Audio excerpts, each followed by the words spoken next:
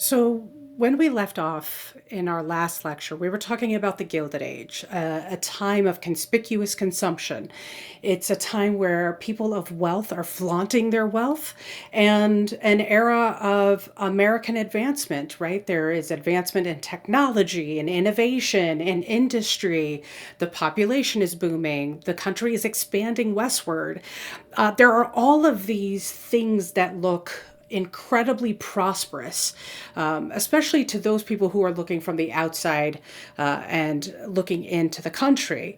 But as Mark Twain points out, that's just the outside, right? And if you look just past the superficial layers of success, there's a lot of ugliness underneath, right? That's what makes it gilded.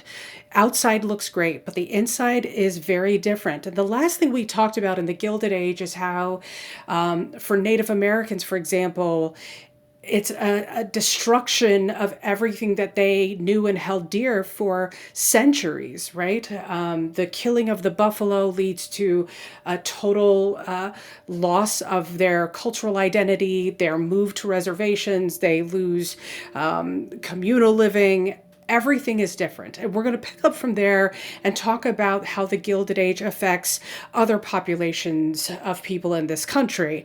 And that's why I've entitled this lecture, The Limits of Freedom and the Ugly Realities of the Gilded Age. I want to start by talking about the immigrant population, right? Because part of the successes, the so-called successes of the Gilded Age, is the population boom of the time period. So let's talk about the population boom in particular, and specifically where these people are coming from. In a lot of ways, these people are described as new immigrants because of where they are coming from. So I want to explain why they are new and who the old immigrants were. So prior to 1880, if we're looking at a majority of the immigrant flow, just looking specifically at Europe, old immigrants came primarily from Northern and Western European countries. It's important that you remember that. Northern and Western European countries, what I mean is England, Ireland, France, Germany, the Scandinavian countries. So these are countries where people are largely going to be similar in ethnicity, similar in religion, similar in cultural identity. Vast majority of them are going to speak English, if not at the very least be familiar with English. They're going to bring a different set of trade skills and working experience into the country. So when we talk about this immigrant population, it was a little bit easier to quote unquote welcome them into the country because a lot of Americans believed that these immigrants would be able to assimilate or adapt into American life relatively easy because of what they had in common with the American population, whereas new immigrants were primarily from Southern and Eastern European countries. So please make sure you know the difference. Old immigrants are from Northern and Western Europe. New immigrants were from Southern and Eastern Europe. So when I say Southern and Eastern European countries, I mean places like Greece, Poland, Russia, Italy, Turkey, the Slavic countries, so what we now know as Croatia and Bosnia, these areas, Serbia, so these are the areas that I'm talking about. These immigrants are different because everything is different for them. Their religious identities are different. Some of them are Jewish, some of them are Greek Orthodox, many of them are Catholic. So they don't identify with the same religion.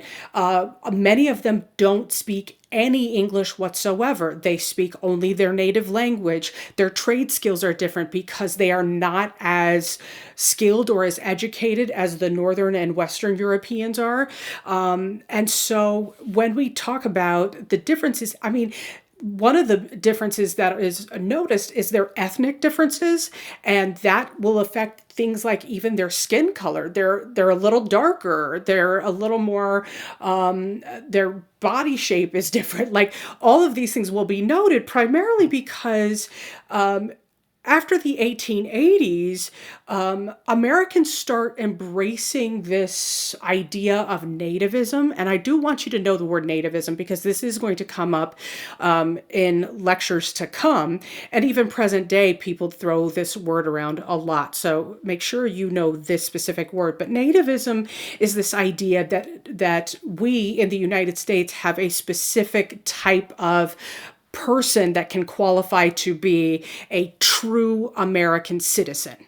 And remember, this is a specific belief system. So if it helps you to understand this better, put this in quotes in your notebook or in your as you're putting your notes together, because it's a belief. It's not necessarily true, right? The idea of nativism is that only certain people can be real American citizens. So if you were a nativist, that means that you believe that someone who is white, who is Protestant, and a lot of these people believe that you had to be a certain ethnicity, in this case, Anglo-Saxon, most of whom are from Northern Europe, and Protestant, so white Anglo-Saxon Protestant, WASP, is the easiest way to remember that, white Anglo-Saxon Protestant.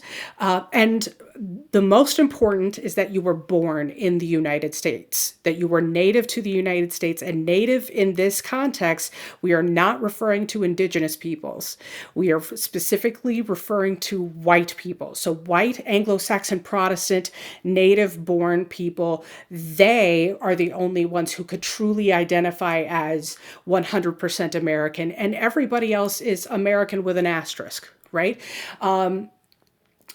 When we talk about the Americans with the asterisk, Northern and Western Europeans, because it was easier for them to assimilate, okay, you're easier to be accepted into American society. For Southern and Eastern Europeans, it's a little bit different, right? Their languages are different, their cultural identities are different, and there are questions about whether or not they can adjust, whether or not they're going to accept the American way of life. And let's not forget this really important part, because it ties into what we talked about in the last lecture, and this is going to be something that echoes in lectures to come, and that is this. These are going to be people who bring with them a lot of different political ideas that Americans naturally tend to be afraid of. And by that, I mean they're going to bring ideas of communism, ideas of socialism, and ideas of anarchism. Those are the three big isms that we don't like. So like at the top of your notebook or somewhere prominent where you can see this is going to be an echoing theme. The three isms that Americans don't like: communism, socialism, and anarchism. We may not know what they are. We just know that we hate them. Okay. So, that's going to be something that is associated with these populations. Now, do they all affiliate with these political ideologies? No. But we assign those labels to them because these are things that we know have been in their countries or in their region. As a result, there is going to be pressure to create legislation designed to limit or restrict immigration. There's going to be more and more conversations about this. And this is going to be especially important because this will come up again in the 19-teens and the 1920s. So I do want you to know that this conversation, especially for Europeans, will start in the 1880s and 1890s. And it's happening in direct response to the number of people who are showing up in the United States. Now, just to remind you of how many people are coming here between 1877 and 1920, right? So we're talking about roughly, like, that's 43 years, right? So over the course of 40 something years, there are over 21 million people who immigrate into the United States. That's a lot of people showing up. A vast majority of them are male, 2/3 of them are male. And they are mostly between the ages of 15 and 40, which is prime working age. So they are here clearly to work. And they are showing up in cities, right? They're going to New York and Chicago and Detroit, anywhere where the jobs are. So more and more you start to see cities that are becoming quote unquote foreign born. By that I mean cities like New York, we're starting to see a huge increase in the number of foreign born citizens. Like by 1900, 80% of New York City, 80% of New York City had been either first generation immigrant or second generation immigrant. Either they were immigrants or their parents had been immigrants. In Chicago, this is by 1900 also, in Chicago, 80% of their population were immigrants, most of them from Poland. In Boston, about 70% were immigrants, most of them from Ireland. So with all of this population change, like the makeup of the population is changing, that sort of stirs up this backlash, this response of we have to limit and control how many people are coming and where they're coming from. The first real immigration restriction law is going to be directed not at the Europeans, but at Chinese immigrants. And that's the twist to this story. So Chinese immigrants, Chinese immigration, I should say, had started even before the Gilded Age. As the West was opening up and we're going into the 1860s, 1870s, especially in California, that's where Chinese immigration starts to really build up. They are showing up along the West Coast. And Chinese immigrants are showing up for the very same reason that European immigrants would show up. They're here to work. So it's going to be mostly men, some women, but mostly men. These guys are working in jobs that pay next to nothing. So for example, I mentioned in the previous lecture that for the Transcontinental Railroad that comes from California to Utah, it is built by Chinese laborers. These guys are paid $1 a day and they work 6 days a week, right? So when, citizens of California start to protest against companies like railroad companies hiring these Chinese laborers, company owners basically say, well, they're willing to do the work that you're not willing to do, and they're willing to do it for cheap. So that's their justification. And in the meantime, rather than punish or protest against the company owners, and rather than tell the state legislature, hey, you need to go after these companies that are hiring these immigrants for cheap wages, these citizens go after the immigrants, right? It's not the immigrants who decide this, though, and that's the problem. So because these Chinese immigrants were being harassed and harangued, they start to settle in their own neighborhoods, which is why you have the emergence of things like Chinatowns. Chinatowns were safe places for them. They were hubs of or pockets of Chinese populations where you could feel like you could preserve your cultural identity, feel safe amongst each other, and this sort of starts to thrive. But the other thing that starts to happen, though, is there is a growing argument that something has to be done to control the Chinese. The Chinese are a bad influence. They are bringing the bad things from their culture to our state in California. They're also stealing our jobs, which is the big argument. They're stealing our jobs. They're ruining our culture. They're poisoning us with their bad morals and all of this stuff. So California tries to pass a law to limit immigration, and the federal government intervenes and says, no, you can't do that because you're trying to get involved in something that affects national policy. So instead, what happens is Congress passes the Chinese Exclusion Act of 1882. It's the first law of its kind, but if you've paid attention to American history or even present day American politics, you'll know that it's not the last of its kind. So the Chinese Exclusion Act calls for two things. First, it is calling for the limitation of immigrants from China. It limits the number of immigrants from China. Second, it requires Chinese nationals, meaning those Chinese people, those Chinese immigrants who are already here, it requires Chinese nationals to carry IDs on them at all times. So you must carry some form of official identification on you at all times. That means that the American government, once you arrive here and your arrival is approved, the American government issued every single Chinese national a form of identification, which not only explained their name, but it also gave an explanation as to why they were here. So let's say, there is a Chinese national who is here to work as a business owner, and on their ID, it would list their first and last name, their age or their date of birth, something like that, but also explain that they are a business owner. And so this ID was official. Now, the assignment, the expectation is that this ID had to be on this person at all times. So even if you were visiting a friend, or you were just hanging out in your house, if the police come knocking on the door of your friend's house and they ask, why are you here? Who are you? If you don't have your ID readily available, then you are at risk for deportation. They could send you back to China just because you didn't have your ID on you. It doesn't matter that it's at your house or in your apartment or wherever you live. If it's not on your person immediately, you risk deportation. It is the first law of its kind. It's the first law to specifically focus on or target a group of people, a specific nation. And the Chinese Exclusion Act is given the condition that it has to be revisited every 10 years. So the law says in 10 years, you have to vote on whether you want to renew it or repeal it.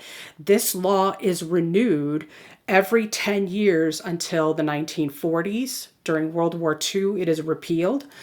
So essentially, this is the law on the books for several decades, which is, saying something about feelings towards Chinese immigration. And one of the things that I want to point out here is what this cartoonist is saying about Chinese immigration, right? This is a Chinese immigrant who is clearly stuck outside of what is described of as the Golden Gate of Liberty with the American flag behind it.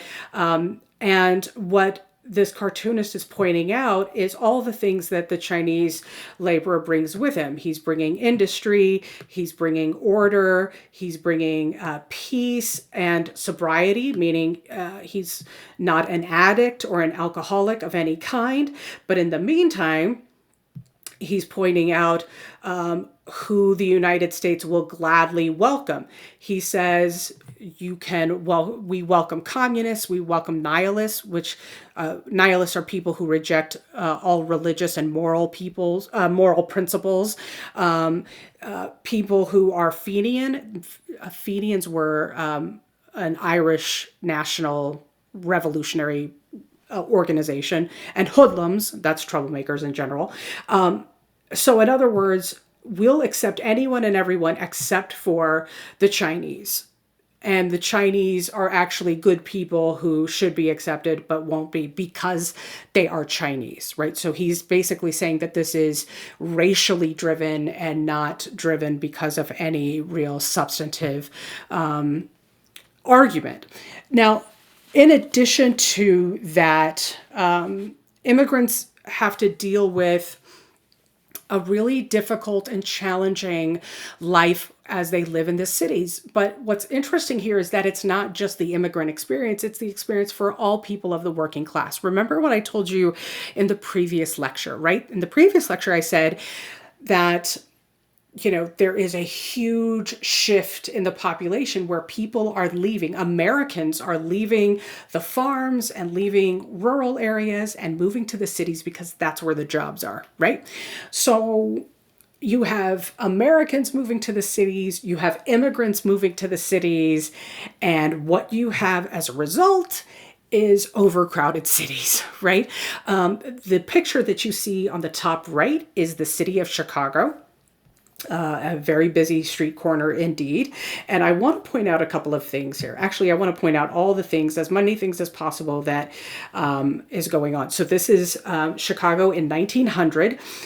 You'll notice the crowd of people here, right? So up and down all through here. There are people here. There are people scattered throughout the area, all up and down here, right? Then it's hard to miss this. There are trolleys, a line of trolleys all the way around. And here's the irony of that.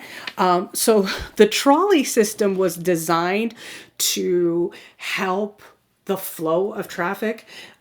Take a look at this picture. Let me know if you think that that's actually helped the flow of traffic. Because in between there, you'll see all of these different trucks or truck-like vehicles in the middle of all that. Okay, so clearly we're all at a standstill. Now, the best part to me, the best part of this picture, my favorite part, is the police officer on horseback right here, because clearly he is watching the chaos of this moment and there's literally nothing he can do. I mean, is his job supposed to be traffic control? Because there's no way. How is he going to do that in this insanity, right? But this is typical of a city. This is typical of a city in this time period. There are people everywhere. There are, businesses everywhere. There are transportation things everywhere. And there is no system set up so that traffic can be managed in a efficient way, right? Then on top of that, I want you to think about something that's going to be pertinent here. Okay, there is no real sanitation system. And there's no real sewage system here. So like the police officer on horseback, there are people riding on horses a lot in the city. So horses do what they do in the city and they don't care where they're doing it. So when there is feces out in the open, that brings in mosquitoes and flies. Rats are everywhere. These are going to be animals that carry disease. So let that sit in your head for a second, because that's going to come up and be significant for the point that I am going to make in a moment. Because on top of all of this overcrowding, there is a significant lack of safe housing. Listen, finding places for people to live is not really a priority during the Gilded Age. You're going to live where you live. Your job is to work. Remember what the mentality of social Darwinism says. Social Darwinism says you've got to figure it out, right? You have to figure out your own luck. If you're poor, it's your fault. You're stuck where you are. So the main form of housing during the Gilded Age for working class people are tenement buildings. Tenement buildings, imagine a dorm. Okay, so if you've lived in a dorm or you are living in a dorm, then you can imagine this a little bit easier. So there are individual rooms, and in a dorm, it's a maximum of 2 people per room, right? Except in a tenement building, instead of 2 people in a room, you have an entire family. So in this bottom right picture, here's one child, here's another child, here is a third child, here is the baby, here is this child, so 5 children, here's dad, and here's mom. Okay, so 1, 2, 3, 4, 5, 6, 7 people in this room, and you'll notice here to the left, there's a little bit of a cookery area. That's their little kitchenette. This is where they keep their pots and pans. Here's the one closet where they keep all of their stuff, the clothes and everything that they own. They have this one cot. This is where mom and dad sleep. This is where the 2 babies sleep. The other kids sleep on the floor. It is not convenient at all. I mean, imagine a dorm room, and if you live in a dorm, you'll know that every once in a while, even as spacious as it is with your 2 beds, your 2 desks, and your 2 closets, you need your own space. Sometimes at the end of a long day, you'd like to have some quiet, some room to yourself. These people don't get that ever, right? The other thing about a dorm room is in each wing of a dorm, you have your own bathroom, right? So the bathrooms have multiple stalls. You have multiple shower stalls and multiple toilet stalls, right? That's not happening in tenement buildings, okay? In tenement buildings, there is usually only one bathroom. And so on average, what would happen is for every 100 residents, there would only be one bathroom. So one toilet per 100 residents. So think on that for a second. And I want you to think about this as well. In the city of New York, by 1900, 75% of the people living in Manhattan lived in tenements. So people are living in this kind of overcrowded situation. So on average, if 100 people are living in a building and sharing just one toilet, imagine if one person is sick. And imagine for a moment that you're a parent and you have a baby or you have a couple of babies and your babies are now exposed to someone with a disease. This is very real and it happens all the time. And when we talk about a sickness, I'm not talking about the common cold. I am talking about diseases that actually are deadly. These are just a few that I have listed here. So tuberculosis, influenza, like the flu, whooping cough, typhoid. There's also when we talk about other diseases that show up, there's also things like the measles, smallpox, typhus, cholera. A lot of these diseases are airborne.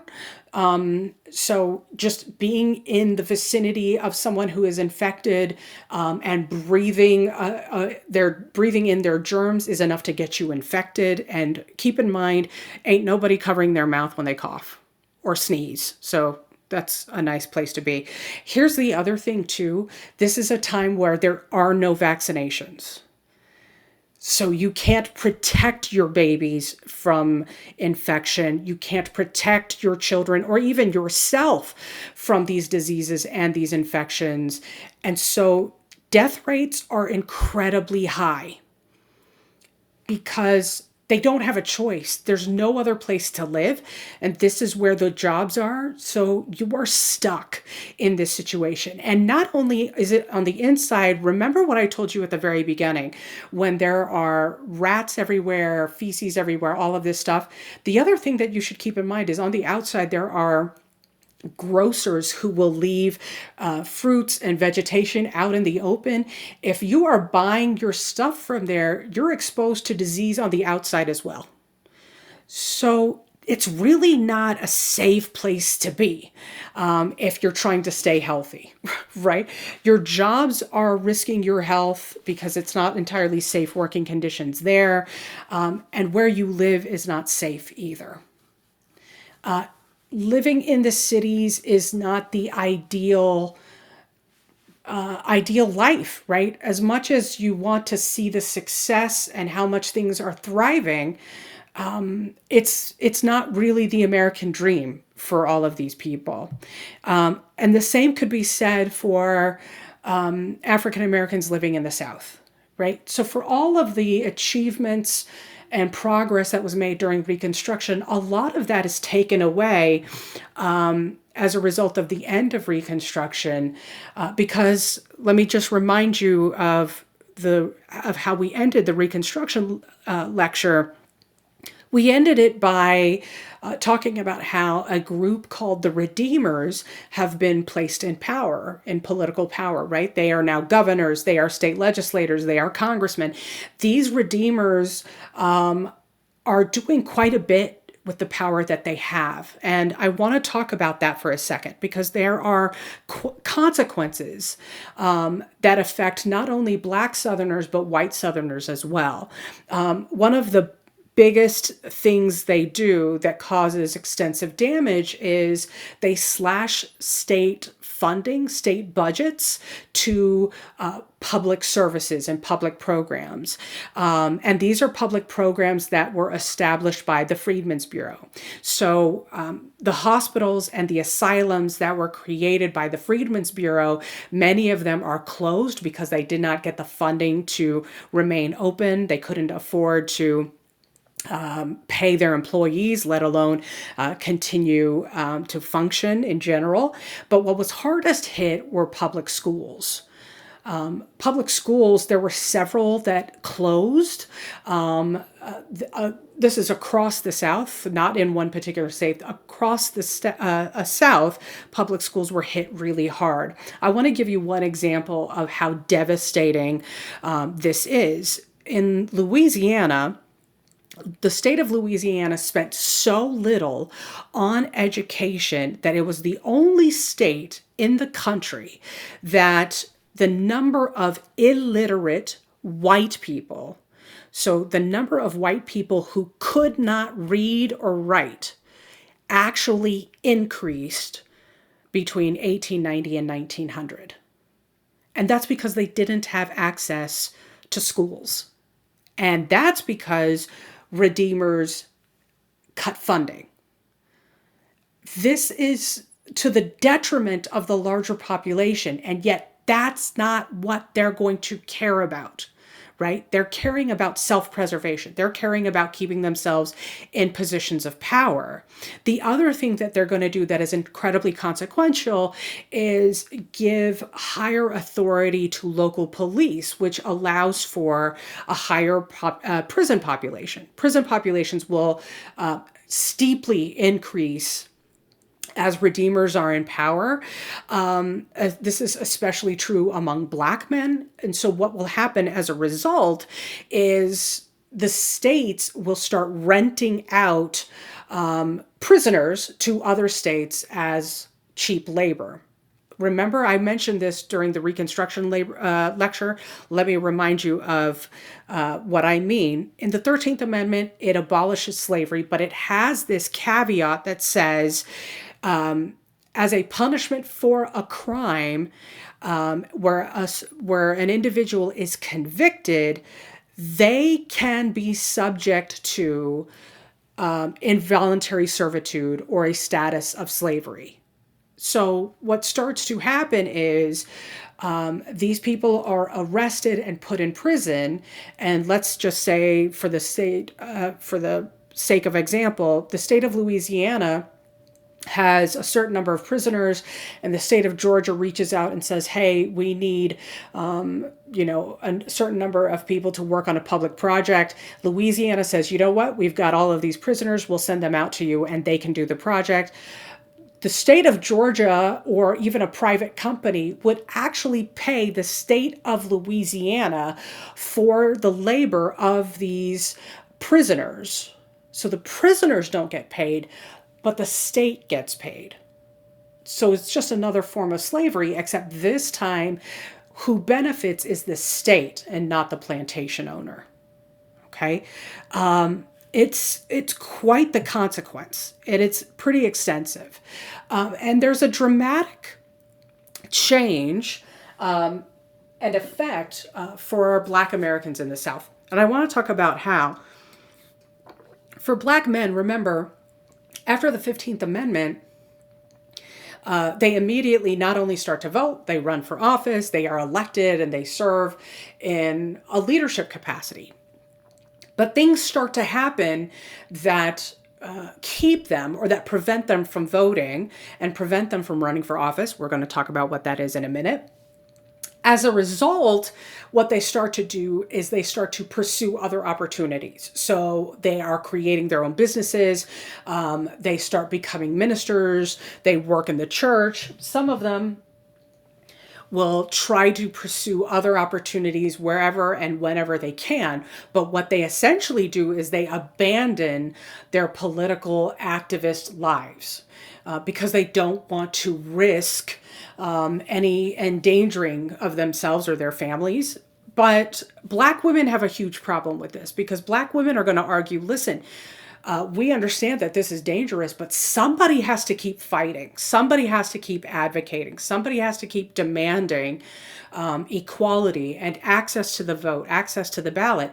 So black women step in where black men walk away. And as a result, black women are actually going to start to create their own clubs, their own organizations, and black women become much more active, not just socially, but also politically. And what is established is something called the National Association of Colored Women. The National Association of Colored Women is officially organized in 1896. And it is what I describe as an umbrella organization. Okay. And let me explain to you what I mean. So, there are a lot of small local organizations that have specific purposes. So, here's the thing, because they are small and local, they don't necessarily get the kind of help and support that they need for different projects that they're doing. So, for example, let's say in the state of Georgia, there is an organization in Smyrna where there is a Black women's literacy group. And they're trying to raise funds to purchase books for their community. But the problem is they don't know how to most effectively fundraise, right? So what this literacy group would do is reach out to the NACW, to the National Association of Colored Women, and say, hey, do you know of any organizations that could help us with fundraising? What the NACW would do is connect this literacy group to another group, another Black women's organization that is specifically focused on fundraising. So that's their job, is as an umbrella organization, their job is to have all of these smaller organizations connect with them so that this umbrella organization can say, hey, do you need help fundraising? Do you need help organizing? Do you need help in, you know, sending flyers out to people? Do you need help writing a letter? Let me hook you up with this organization. How about you partner up with this group? That's the job. What they do collectively is establish a network of organizations among Black women. This is incredibly important because Black women are not welcomed into mainstream organizations, whether it's for suffrage or for reform societies. Black women are not welcomed in. So they have to create their own. They have to create their own literacy groups, their own social reform societies, their own Christian societies, their own suffrage societies. And they do it with the intent of not only establishing rights for women, but rights for Black peoples as well, which is why it has a universal impact. In addition to this kind of activism, there is also the activism of Booker T. Washington. But Booker T. Washington's activism is a little bit different. And it is best explained by a speech that he gives called the Atlanta Compromise. So, just a little bit of background on Washington. Washington was born a slave, and so he was quite familiar with the lifestyle, the expectations, the struggles of enslaved people. But he has very strong feelings about education and what education should and should not be. Okay. And one of his arguments is education should strictly be about vocational training. That there is no point in someone learning math, English, history, literature, science if you are trying to become a mechanic or if you are trying to become a carpenter. He says there's no benefit in expansive knowledge. Okay? He thinks that it is a waste of time for people to have access to that kind of knowledge. Instead, what you should do is you should train for your vocation, not vacation, vocation, and then keep your head down and just work hard. He's speaking specifically to Black people. Keep your head down and work hard. If you keep your head down and you work hard, then what's going to happen, this is his argument, his theory, that if you keep your head down, you work hard, and you don't cause any trouble, then eventually white people will see your work ethic, your dedication, and eventually civil rights will come your way. Eventually, you will access the right to vote again. Eventually, you'll be able to run for office again. In other words, don't cause trouble. Don't agitate things. Don't demand things. Stop with your civil rights activism. Keep your head down. Be a dependable worker, and that's how you prove yourself worthy of these civil rights, worthy of the 15th Amendment. Okay. Now, there are some people who are okay with this and agree, but there are a lot of people who don't. There are a lot of people who will argue, isn't that what we did for hundreds of years as enslaved people? There is going to be one prominent voice in particular that we're going to talk about who is very critical of Booker T. Washington, but we'll talk about him probably in the next lecture. But I just want you to know that he does become this prominent leader, especially among Black businessmen, about work ethic and passively gaining civil rights. Now, he is talking about all of this in the face of what's been happening to Black Americans in the South. And what's been happening is this process of disenfranchisement. To disenfranchise someone means to take away their right to vote. Disenfranchise means taking away their right to vote. The franchise is the vote. To disenfranchise means to take away their right to vote. It's a process, right? So there are a few ways that this is employed. The poll tax, the literacy test, the grandfather clause are the three most prominent examples. There are other ways that this happens. And here's the thing. Some counties use a literacy test. Some counties use a poll tax. Some counties use the grandfather clause. I just want you to be familiar with these three because these three are the most common. Okay, so the poll tax was a fee that citizens would pay at the beginning of the year. And every time there was an election that they wanted to participate in, all they had to do was show their receipt, proving that they had paid their fee, and they would be permitted to pay. First of all, the right to vote is free. It is guaranteed to you by the Constitution.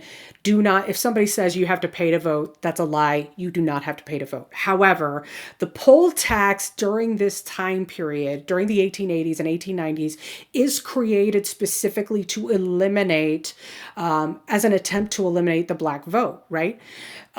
So they are charging anywhere from $30, $40 to $50 for people to vote. And in the 1880s, that's a lot of money. And what ends up happening is poor people in general are not voting. That includes white people. If you're a sharecropper, Black or white, there's no way you can afford to pay that much money to vote. As a sharecropper, you have to prioritize how you spend your money. And when you are living in a constant cycle of debt, where are you going to get the $30, $40, $50 from? So this eliminates not just a majority of Black voters, it eliminates a majority of poor white Southerners from voting as well. Then, of course, are the literacy tests. The literacy tests are designed to not just test whether or not you can read. I want to make sure that you are not thrown off by the name of these tests, because literacy test is not making sure that you can read words on a screen. It's a test designed to see what your comprehension skills are. But these are tests that are very tricky. For example, in some cases, the county clerk would pick a segment out of the state constitution. You would have to read that paragraph or that section, and then you would have to explain that section. You would have to write down and explain what that section meant. And if that clerk did not agree with you, or heck, if the clerk didn't even understand it, then you are not going to be allowed to vote. I want to show you an example. Let me skip ahead here. I want to show you an example of the literacy test from Louisiana. The Louisiana literacy test had 50 questions. You had 10 minutes to answer the 50 questions. This is just questions 14 through 23. And some of them are pretty straightforward. Some of them are a little bit more confusing. I want you to take a look at these and tell me if you'd be able to get through 50 questions that look like this. Question number 16 is particularly interesting. Draw a triangle with a blackened circle that overlaps only its left corner. What does that have to do with voting? What does that have to do with reading comprehension? Look at the line of numbers below and place on the blank the number that should come next. Okay. Spell backwards, forwards. Okay. Print the word vote upside down, but in the correct order. What does that mean? These are the kinds of questions that literacy tests would ask. And it's a little bit ridiculous. I went ahead a little bit too much here. So I want to talk about why disenfranchisement is a tool that they use. There are two arguments that take place here. One is the public argument, one is the real argument, okay? The real argument we've kind of already talked about, and that is they want to eliminate the black vote. And they want to eliminate the black vote because the vote is your voice. Here's the thing, we talked about this in Reconstruction, but I want to reiterate it. In a democracy, your vote is your voice. You cannot complain about policies or taxes or anything else if you haven't voted. If you could vote and you don't vote, then you have no right to complain. Your vote is your ability to be a part of the conversation. Even if you don't win, your candidate doesn't win, your issue doesn't win, at least you get a chance to complain about it, right? This is your way of being a part of the conversation. But these guys, remember, they're not just voting, they're running for office. So they want to be a part of the leadership. They want to be a part of the decision-making process. And this is essentially trying to stop that, to shut it down, to keep them out of the conversation entirely. To say to them, you're a citizen, but we don't recognize you as the citizen like we are citizens. You are not the same kind of citizens as we are. Okay. Now, on the public level to the federal government, what these guys are going to argue is this is a practice of quote unquote good government. What they mean by good government is a practice of accountability. A practice of accountability. What they're saying is, hey, we're trying to purify politics. We're getting rid of voter fraud. We're trying to eliminate violence. We're trying to make sure that nobody's manipulating election results. The irony of that is voter fraud, violence, and election results being manipulated, all of that was actually happening on the side of the Redeemers. Those are the guys who, with the help of the KKK, are doing all of those things, right? They're the ones who are committing acts of violence. I mean, there are people, black men, who are literally shot and killed outside of their polling place just before they vote. So this is not something that black voters are guilty of. This is what they are guilty of. And yet, that's the argument that they're presenting on the outside. Hey, we're not trying to eliminate voters. We're trying to eliminate fraud. Well, that's not entirely true. But it points to something larger. And that is the issue of segregation.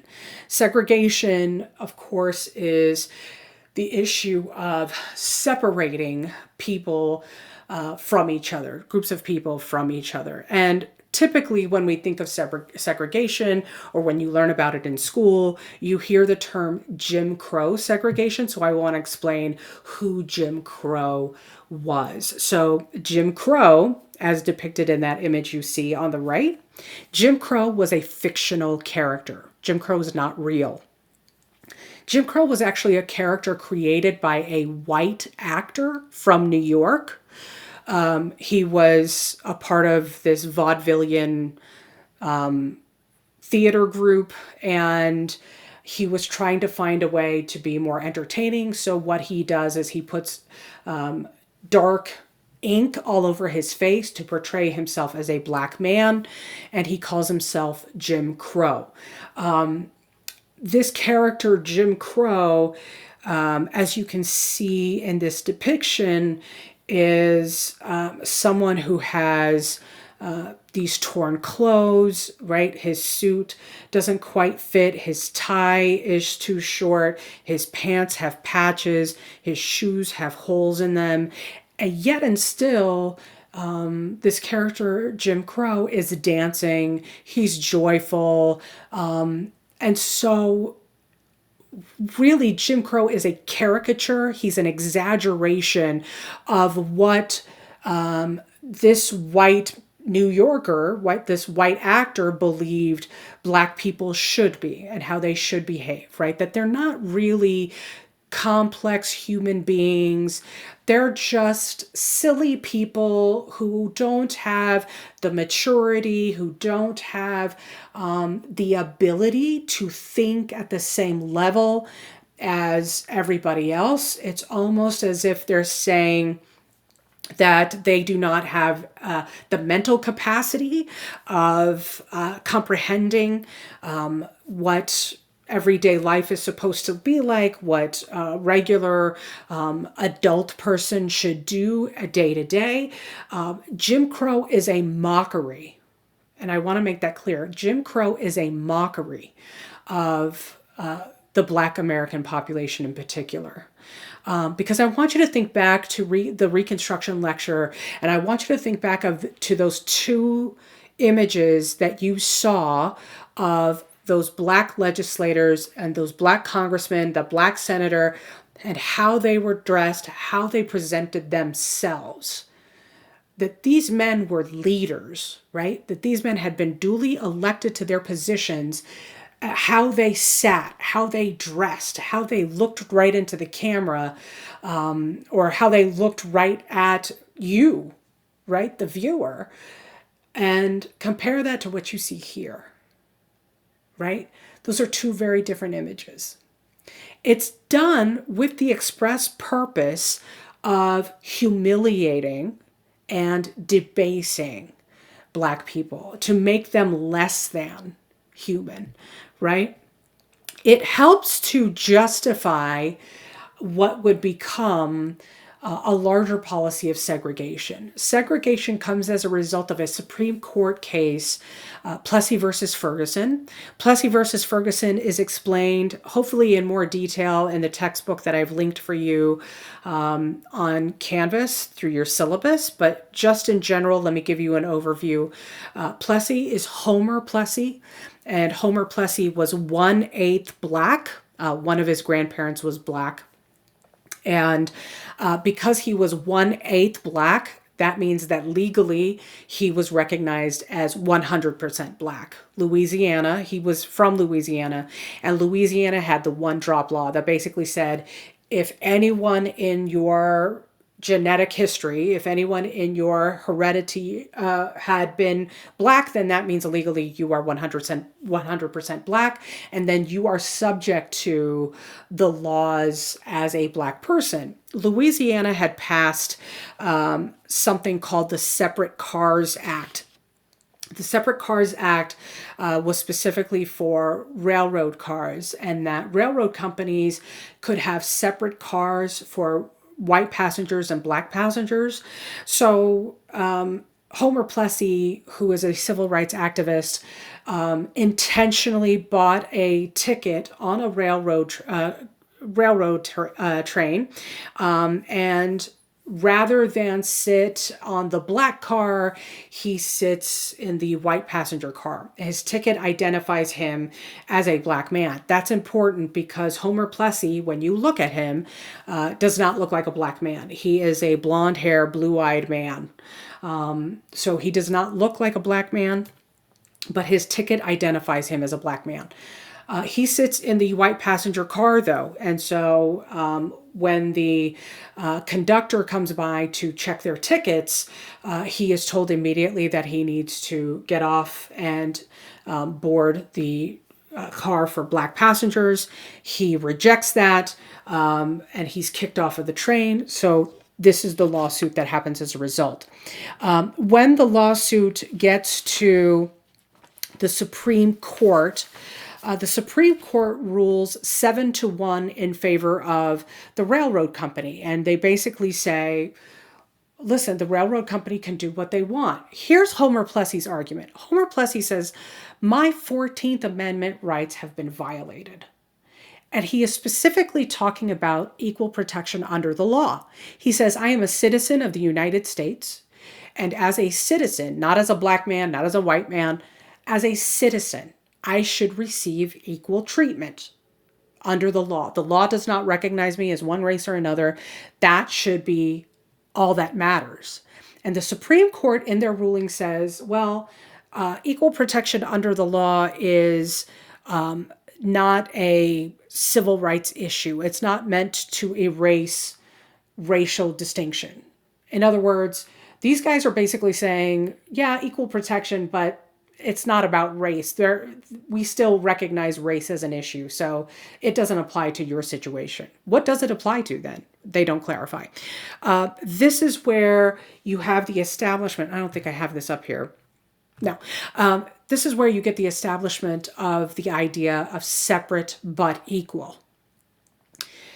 Because the Supreme Court says, listen, as long as a company or a location provide facilities that are specifically for Black people, then having separate locations is perfectly all right. So in other words, if there is a white car in the railroad on the train, then there should be a black car. And then all things will be equal. But here's the problem. Separate but equal is really problematic in that it is subjective. Let's say, for example, if we're thinking of schools, because this is what ends up happening.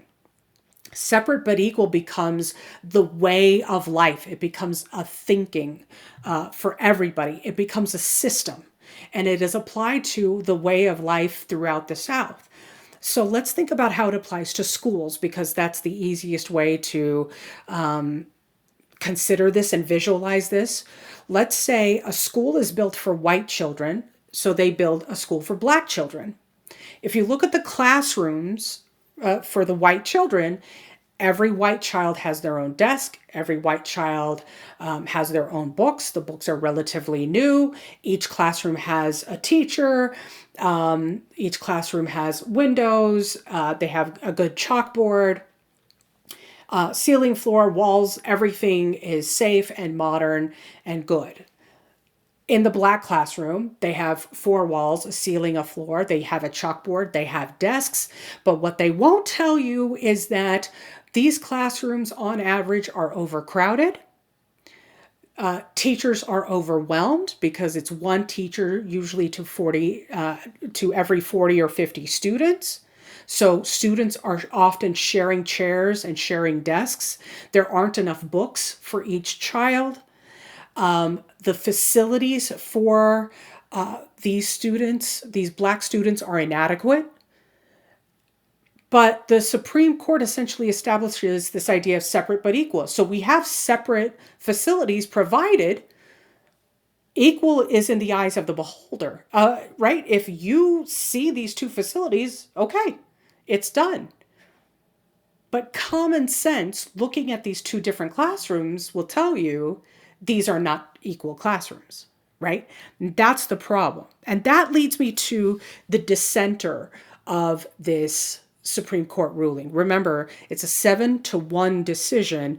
The dissenter is a guy named John Harlan, Harlan, John Harlan, who, mind you, was a former slave owner. Okay? That's that's the thing. He votes against this decision, and here's what he says. He says separate but equal implies that someone is inferior. That's the thing. Here's the Supreme Court majority basically saying separate but equal just basically says there are two different spaces. It doesn't say that anybody is inferior or superior. It just says there are two different spaces depending on what you look like. And Harlan says, no, that's not what it says. It means that somebody is inferior to the other. And the Constitution should be, and the word he uses is colorblind.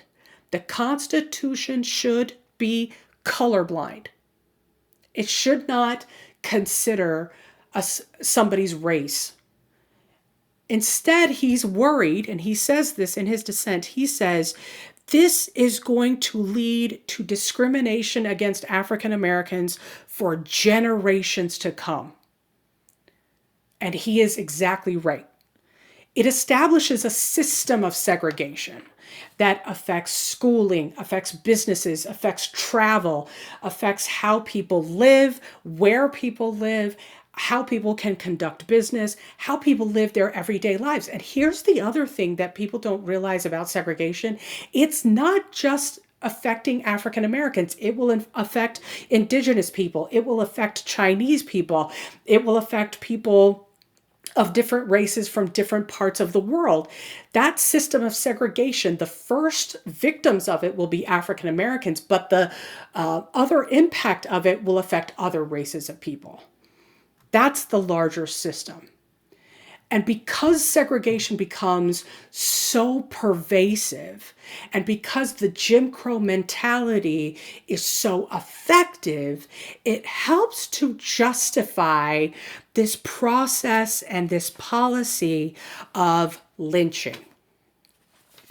So I need you, wherever you are, to sort of brace yourself for what we're about to talk about, because lynching is not an easy topic. And so as we talk about this, I need you to kind of listen really carefully, but also consider the sensitivity of this topic. Okay, so let's first and foremost define what lynching is. Lynching is the murder of a citizen for an alleged crime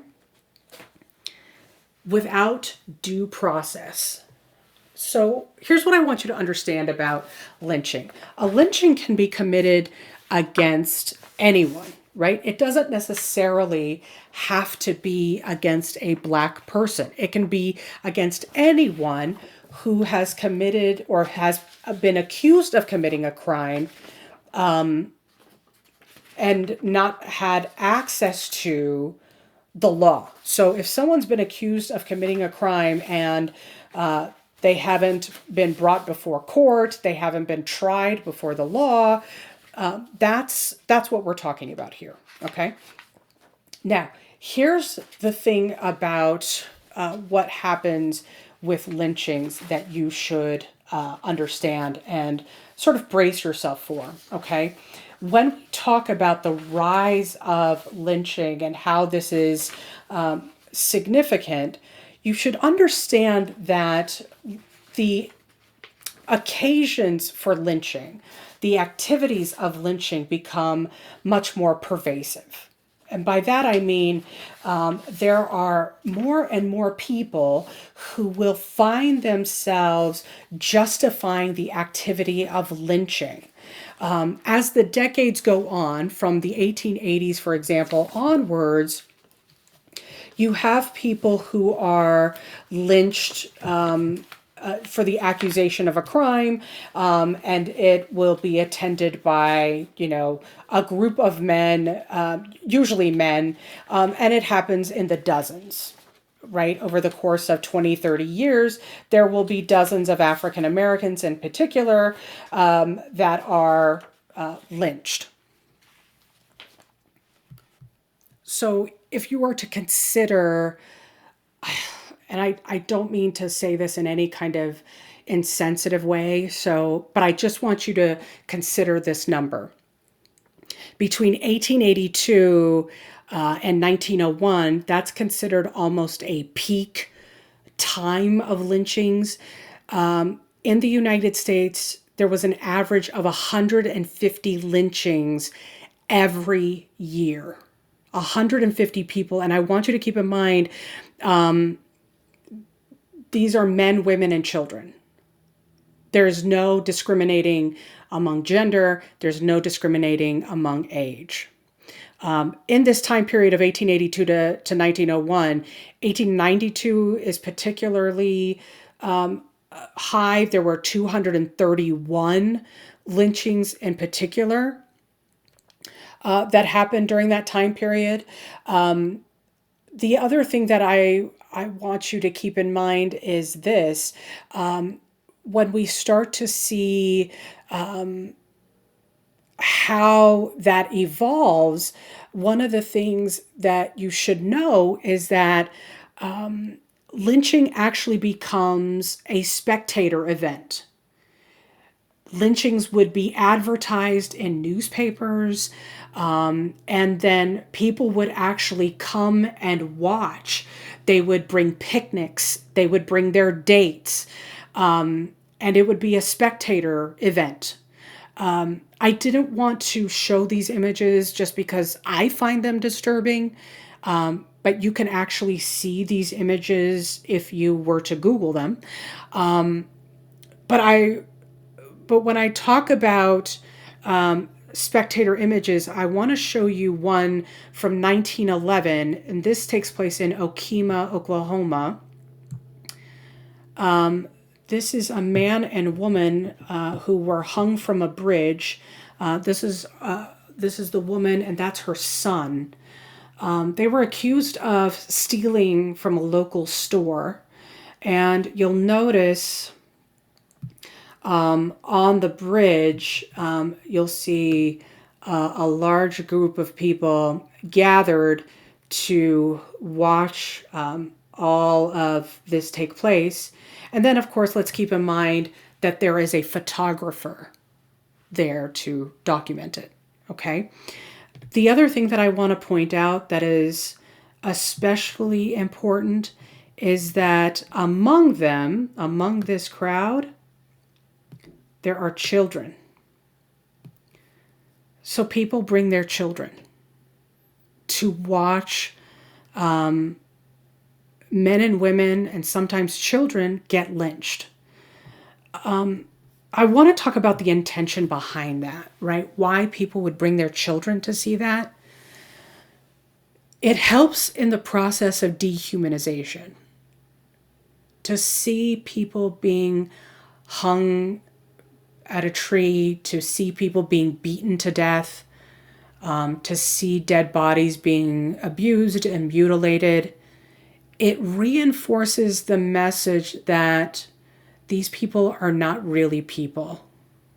They're not like us. They're not, you don't need to consider them the same as we are. They're not really citizens. They're not really human. So it's okay that we treat them like this. That's what helps to perpetuate the system. That's what helps to perpetuate this mentality. Anyone who makes this argument of, oh, racism is going to die out because that generation is dying. No, that's not what happens, because that generation always teaches it to their children, and their children teach it to their children, and their children teach it to their children. The only way it ends is if one entire generation decides to stop and makes the choice to do so. And so far, that hasn't happened, right? In fact, what happens instead is there is a concerted effort to change the narrative of the entire Civil War, right? When we talk about the narrative of the Civil War, I've kind of mentioned that at the end of Reconstruction. And I want to spend some time talking about that here. What starts to happen in the 1880s and the 1890s is this adoption of this narrative known as the lost cause. You see this flyer pictured here, the lost causes. I think these are lyrics to a song, if not a poem. But the lost cause is basically a romanticized version of slavery, a romanticized version of the Old South, and the entire Confederate experience. And so basically, in this version of what the South was like and what the war was like, they tell the story of slaves who loved being slaves. They felt safe. They felt provided for. They were loyal to their owners. They were obedient to their owners. And the Confederacy was this peaceful, prosperous place to live. And then came these Northerners. The Northerners were aggressors. They were bullies, and they caused this war and destruction while the Confederates were fighting for the preservation of their lives, the preservation of their culture, their identity, and the protection of quote unquote states' rights, right? That's where states' rights first emerges as a part of the narrative, right? So you're getting the story of the happy slave. You're getting the story of these great heroes who are trying to preserve their culture, their identity. So this idea that the Confederate flag is about cultural identity, that starts over here, okay? You'll notice in this image, one of the things that I want to point out here, hang on. One of the things that I want to point out is that all of these men pictured here are Southern leaders. This is Robert E. Lee. This is Jefferson Davis. This is, what's his name? Jackson. This is General Beauregard. I forgot who this guy is, and I can't see his name quite. But all of them are quote unquote Southern heroes, Southern leaders of the Confederacy, of course. And you'll notice all the way around are these Confederate dollars that I should emphasize and remind you, in case you didn't learn it in your own history, your early U.S. history class. They were worthless. They were completely worthless. But we're not going to talk about that here in this image, right? So a part of how this story becomes this narrative that's not only dominant in the South, it becomes a part of the national story where people across the country are starting to talk about this, is because of organizations like this one. The Daughters of the American Confederacy are a huge part of an effort to reinforce this story. The Daughters of the American Confederacy are literally daughters of Confederate veterans, granddaughters of Confederate veterans, and they try to change the narrative because they want to present these veterans as heroes and not as losers, not as traitors to the country, right? Because that's really what they did. They committed treason. They seceded against the United States, which means they committed treason and they were traitors. But that's not what the Daughters of the American Confederacy are going to tell you. The Daughters of the American Confederacy are going to tell you that they were fighting for the cause of states' rights and preservation of culture, yada, yada. And in fact, the Daughters of the American Confederacy still exist, and they will tell you that they exist right now as a part of a purpose to preserve culture and preserve their history, yada, yada.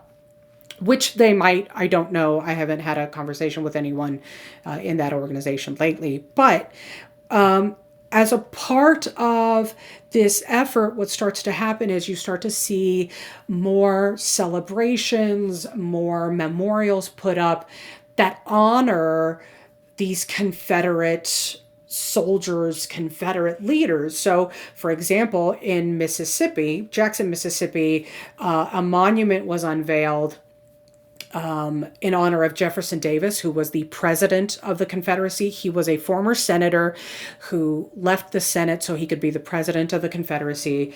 And this is the story. I've typed it up here so you can see for yourself what the story is, but they had something called Jeff Davis Day, and it was all to celebrate this bizarre looking memorial, which by the way is still there. But this memorial is in honor of, Jefferson Davis and the Confederacy. It's the Confederate monument, and it was essentially 25,000 people who came to celebrate this monument and remember the Confederacy, right? They carried the Confederate flags, it says, in oration, in poem, and in prayer. They justified and glorified the cause. And what I find most interesting about this newspaper article is this little sentiment. Not since the war has there been such a glorious, unanimous outpouring of Southern sentiment, and tonight they seem to feel the better for it. And this is my favorite part. And say they are just as good American citizens as there are in the country, right? There is no acknowledgement of the fact that they seceded from the Union, created their own country, and fought to preserve that separate country. And there's no acknowledgement that they fought to preserve slavery, right? They are fully embracing this entirely different narrative, right? So, with all of that said, I do want to talk about because it does sound like I'm only talking about people who are, being victimized by the system. I want to talk about people who are fighting back, and of course, the people who are fighting back will be the farmers. I love talking about populists in this context because the farmers are especially angry during this time period. So, in the 1890s, there is an organization established in Texas. Actually, excuse me, this is in the late 1870s. The Farmers Alliance is established in Texas. And initially, the Farmers Alliance is a cooperative among farmers because farmers are struggling. They are living in poverty and they are struggling to get by. And the reason why is because railroad companies are taking full advantage of them, completely ripping them off. And farmers are totally dependent on railroad companies. They have to use railroads to ship their wheat, cotton, whatever they've grown, use these railroads to ship them to different markets and actually make a profit. But the problem is these railroads are charging exorbitant amounts to these farmers, and the farmers end up making little to no profit. Okay, so the Farmers Alliance is a cooperative in which farmers actually will do things like lend each other money or even sell each other's produce. So if I grew cotton and you grew wheat in this cooperative, you and I would exchange things, and you would sell some of my cotton, I would sell some of your wheat, and that's how we kind of help each other, right? That's the cooperative. The problem, though, is that this could only last for so long. This could only work for so long. Because, while this is initially a success, and when I say success, it starts in Texas, but by 1890, this actually spreads to 43 states. That's how popular it becomes. So these farmers are not messing around. So it starts in Texas, goes to 43 states by 1890. The cooperative does really well, but it cannot continue like this. And so the decision is made to actually do something real and tangible about it. And that real and tangible thing has to be political activism. So they form a political party. And the political party is called the People's Party. That's their official name, the People's Party. But they are nicknamed or known as the Populists. So when we talk about the People's Party, they considered themselves the party not just for farmers, but the party for, quote, all producing classes. In other words, the entirety of the working class. If you were a factory worker in Chicago, if you were a sharecropper in Georgia, if you owned your own land out in Idaho, but the railroads were screwing you over, you are welcome in this populist movement. This party is for you, right? And that's the thing. They are going to get the support of people from all across the country because they are pushing for a movement that genuinely represents the working class. And here's the thing, what populists are going to argue is that Democrats and Republicans weren't doing the job, that Democrats and Republicans were stuck in this sort of middle of the road way of thinking. They are feeding into big corporations and trusts and monopolies, and they never listen to the regular Joe, the regular American. And as a result, all of these people are living in squalor. They are exposed to disease and destitution, and that's not going to work anymore. So the populist coalition is actually really significant here, and I don't know if I have this, but it's significant because they are in this coalition. What they're hoping to do is include everyone in this party, including Black sharecroppers and Black workers. So when I say all inclusive, I mean all inclusive. This is not necessarily true of all parties. I mean, the Republicans, yes, Democrats, definitely no. But the populists want Black Americans to be a part of their movement. The problem, though, is that Southerners would have a real issue with this. They did not want to go to populist meetings in the South that also included Black populists. So, because the larger national organization didn't have a choice, they had to help Black populists in the South set up their own organizations. So Southern Black populists had the Colored Farmers Alliance. They tried to organize their own strikes and that sort of thing, but they were often met with violence. And they didn't have the support of, white farmers who were wanting the same thing. And it was all over the issue of race. But remember, the National Party really does push for this. The other forward thinking agenda that they have is putting women in positions of leadership. Thousands of women who were reform minded, who were raised on farms, who were from labor backgrounds, were put in positions of leadership where they helped to organize. They also helped to campaign. They were strategists for the movement. So in local chapters, they would serve as secretaries and treasurers. They would also serve as presidents. They would serve as advisors. They would deliver speeches at public rallies. So women are at the forefront of the populist movement. And this is going to be really important to remember because that's going to heavily influence the suffrage movement that really picks up momentum. Suffrage has been sort of spurting along. It had been in existence since, the 1840s, but had very little success. And when the populist movement comes along, the populist movement basically demonstrates what women are capable of doing. That women are capable of leading, organizing, and thinking on this kind of political level, right? So it's incredibly forward thinking. Now, the other thing that I want to emphasize here is that populism is going to bring a lot of issues to the forefront. For example, the issue of labor. So while populism starts among the farmers, remember they represent the working class. And in this particular instance, there is a guy named Jacob Coxey from Ohio. He is a businessman from Ohio, doesn't have a huge business, it's a small business. And the struggle for working people at this time is that there is an economic depression going on. This is in 1893. The economic depression, of course, forces layoffs.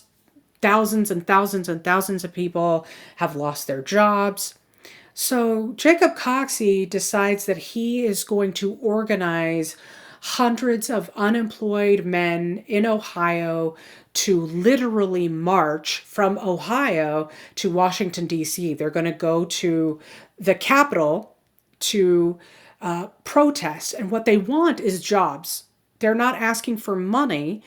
They're protesting for jobs. And what they're saying is listen, we know there's an economic depression going on, but what if you, in the meantime, give us government jobs, like give us government projects. We can pave a sidewalk. We can build a park. We can build a municipal building or build a bridge. Give us these jobs in the meantime while the economy rebuilds, while the economy reestablishes itself. Instead, what happens is when they arrive at the Capitol, organizers and leaders like Jacob Coxey are immediately arrested and sent to jail. And the protesters, which, by the way, the crowd has built up along the march, more and more people join them, all of them are sent away and told to go back home. So they're not even heard. In the meantime, there are wealthy industrialists who are invited to come to the White House to speak directly to the president, Grover Cleveland at the time, to talk about possible solutions to end the Depression. So he is listening to the wealthiest Americans, but not regular workers. And so it sends a very clear message to the American people about who has real influence here, right? And what starts to happen is the arrest of Jacob Coxey, the public sort of rejection of the working class in general, builds momentum up to the presidential election of 1896. Now, keep in mind, the populists had run for the presidency in 1892. It doesn't go great for them, but it's designed to send a message. Hey, we're here. We are making a statement on behalf of the working class, and we're not going away, right? In the campaign of 1896, I want to spend some time talking about William Jennings Bryan. William Jennings Bryan was a Democrat from Nebraska. He had served as a congressman.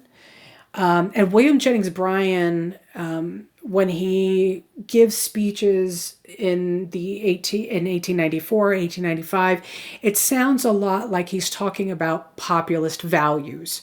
He's talking about how farmers need to be protected, how the railroads have been ripping them off.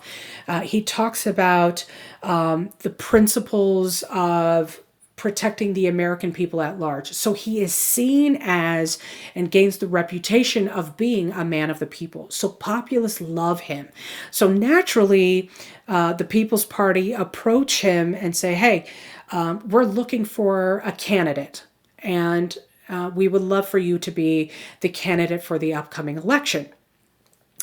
But here's the problem. William Jennings Bryan is familiar with American politics, and what I'm about to tell you is a life lesson that you don't have to write down in your notes. This is, well, yeah, actually, you do have to write down in your notes, but I'd also like you to just remember this in your mind's eye and carry forward for the rest of your life, okay? William Jennings Bryan knows that third parties don't win in American politics. They just don't. This is a two-party system. It is set up to not allow third parties to vote. Is that fair? Probably not. But it is what it is. It's a two-party system. Now, could a third party help to push out one of the two parties? Sure. Is that likely to happen? I don't know. It depends on money. It depends on effort, organization, leadership, all sorts of things. But third parties do not win because the system is not set up to allow third parties to win. We have, the kind of democracy we have does not allow for that. It just doesn't give room for that. Is that fair? No, I don't think so, but not everybody agrees with that. So here we are. And William Jennings Bryan really wants to be president of the United States. That's the kicker. He really, really wants to be president of the United States. And he knows that not nearly enough people have identified themselves or registered themselves to be a populist. What he does know is that people know what a Democrat is. So what he's going to try to do is find a way to appeal to the Democrats. So he goes to the Democratic National Convention. He's invited to speak at the Democratic National Convention. And without going into too much detail, let me just tell you, he gives this speech that is so rousing and so inspiring that as journalists there describe it, there were grown men, well, there were women who were crying listening to him, and grown men who did not know how to respond because they didn't want to cry, I guess. They literally stood up, took their jackets off, and started swinging their jackets above their heads. I guess that's how motivated and inspired they were by William Jennings Bryan. So naturally, the Democratic Party approached Bryan and say, hey, we don't have anybody who can inspire the people like you can. Would you be willing to run as a candidate for the Democratic Party? And he says, absolutely, I would. So when the populists reach out to him, Bryan says, hey, listen, if I run for the Democrats and I win, that's a good thing for you because I am taking populist values and giving you guys a fighting chance.